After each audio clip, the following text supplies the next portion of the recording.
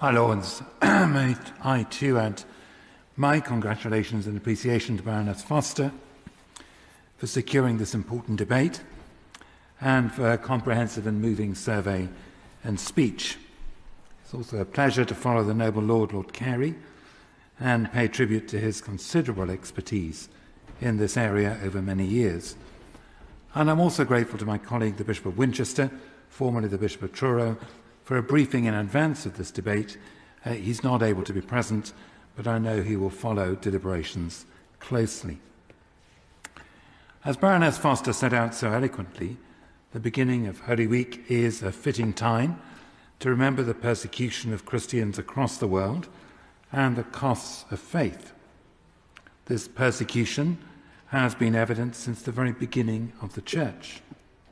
Even so, it is extremely sobering and moving to reflect that according to Open Doors, 365 million Christians face some sort of persecution worldwide, about 1 in 7 of the global Christian population.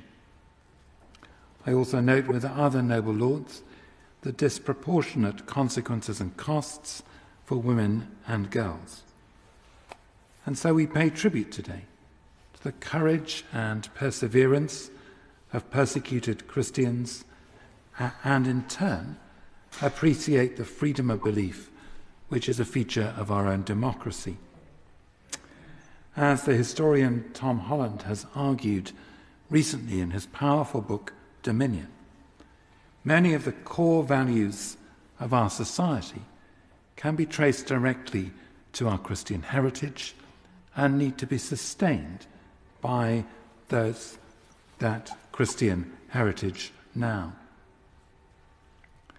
However, this debate has a broader significance because freedom of religion or belief, violations against anyone, can be an important indicator of the state of human rights in any context globally.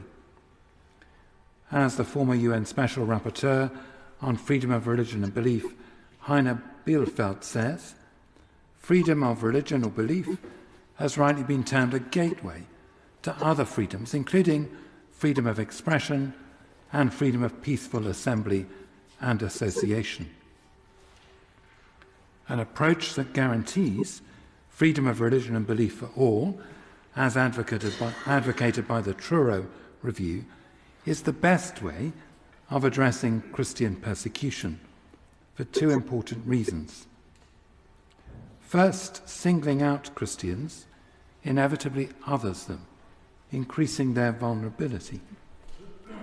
It is also antithetical to the Christian faith itself to favour Christians over other faiths.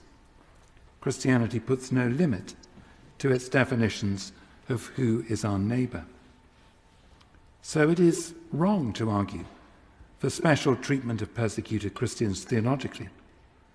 But secondly, it's also impossible to support persecuted Christians without supporting the freedom of religion or belief of all persons.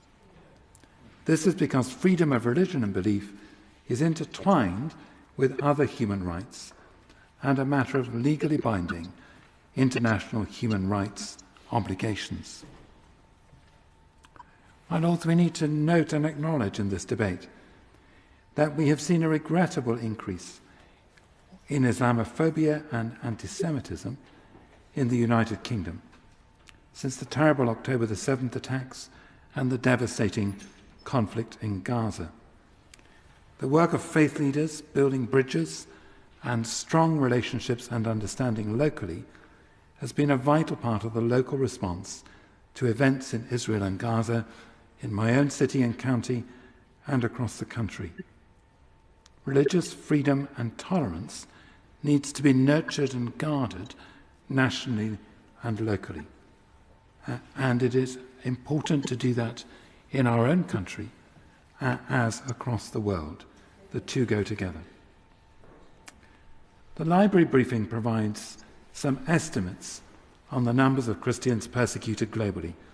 Estimating persecution is problematic and contentious for obvious reasons. A comment made by former UN Special Rapporteur Asma Yahinga makes in relation to all FORB statistics is very helpful. When I am asked which community is persecuted most, I always reply, human beings. Our responsibility is always to stand up for the world's most vulnerable people, wherever they may be found. Freedom of religion and belief is a foundation of human rights. The Truro Review argued that freedom of religion and belief should be central in FCDO policy. However, religious literacy in policy and diplomacy remains a significant challenge, even though only religiously literate responses will be effective in addressing some of the world's most serious instances of persecution in countries like Nigeria, India, Iran, Russia, and China. So what steps are the FCDO taking to build religious literacy across its work? Fiona Bruce is sponsoring a private member's bill in the other place, the International Freedom of Religion or Belief Bill 2023-24, which would establish an office of the Special Envoy and require the Prime Minister to appoint someone to the role by law.